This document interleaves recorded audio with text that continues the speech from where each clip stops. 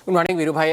देखिए, आप जो ट्रस्ट फैक्टर की बात कर रहे थे वो दरअसल बड़ा कारण है, क्योंकि पिछले हफ्ते जब पहला युद्ध विराम 5 दिनों का जो डोनाल्ड ट्रंप साहब ने अनाउंस किया था, उसके बाद जो रिवर्सल आई थी वो आज के अनाउंस किए गए युद्ध विराम के बाद, यानी कि 10 दिन का जो एक्सटेंशन मिला है, उस तरह की तेज़ी हमें फ्यूचर्स में देखने नहीं मिल रही है। डाउ फ्यूचर्स भी सहमे सहमे से 100-150 अंक ऊपर है।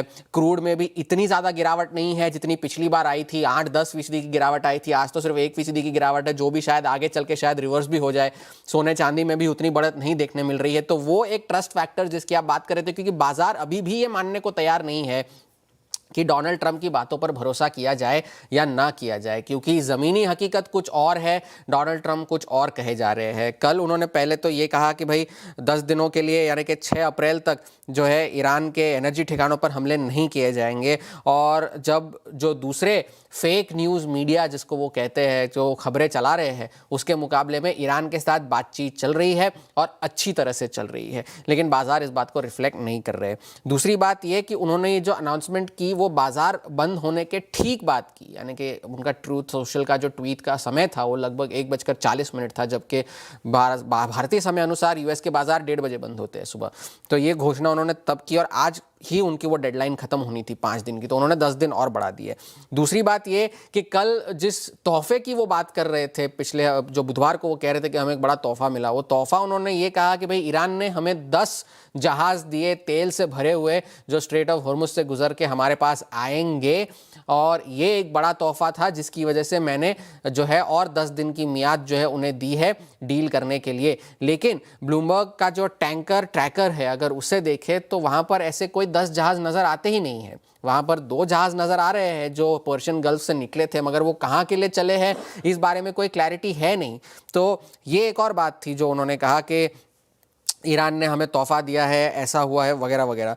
ईरान ने कल अपनी कुछ शर्तें रखी है सीज़ फायर को लेकर के। जो पहले तो उन्होंने ये कहा कि उन्हें पाकिस्तान के ज़रिए वो 15 पॉइंट का जो शर्तें है, यूएस का जो प्लान है वो उन्हें मिला है, लेकिन साथ ही साथ उनके विदेश मंत्री ने रॉयटर्स से ये कहा कि हम मध्यस्थों के ज़रिए अगर संदेशा पहुंचा रहे हैं, इसका मतलब ये नहीं है कि हम बातचीत कर रहे हैं। बातचीत हो ही नहीं रही है यूएस के साथ और ना ही आगे होने के कोई आसार है, ये उनके विदेश मंत्री ने कहा।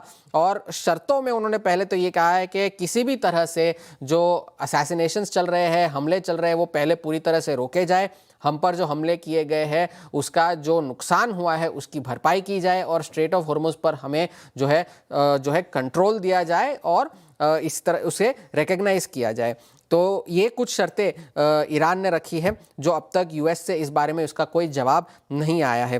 पहली बात तो ये कि इस वक्त ज़्यादा फोकस यूएस के बॉन्ड मार्केट्स पर है, क्योंकि कल 10 ईयर की बॉन्ड यील्ड जो है लगभग 4.5% के आसपास जाती हुई नजर आ रही है। और इतिहास गवाह है कि जब जब बॉन्ड यील्ड्स बढ़ी है तब तब डोनाल्ड ट्रंप ने अपने कदम पीछे खींचे हैं। तो ये बात जानकर ताज्जुब नहीं होगा कि यही देखकर शायद उन्होंने 10 दिनों की मियाद और बढ़ा दी हो ये हमले करने के लिए। लेकिन जैसे आप खर्ग आइलैंड की भी बात कर रहे थे, तो खबरें यही चल रही है कि काफ़ी सारे जो है सेना के जरिए जो है यूएस हमला कर सकता है। पाकिस्तान ने भी जो बलूचिस्तान में अपनी जो सीमा है उसे बंद कर दिया है, वहां पर इंटरनेट सर्विसेज जो है वो ठप कर दी गई है। काफ़ी सारी ऐसी खबरें चल रही है। तो वीकेंड पर क्या होगा वो देखने वाली बात होगी, क्योंकि इस वजह से भी शायद एक सेंटिमेंट रिस्क ऑफ हो, क्योंकि वीकेंड पर क्या हो ये कोई नहीं जानता। तो शायद इस वजह से पोजीशंस लाइट रहे।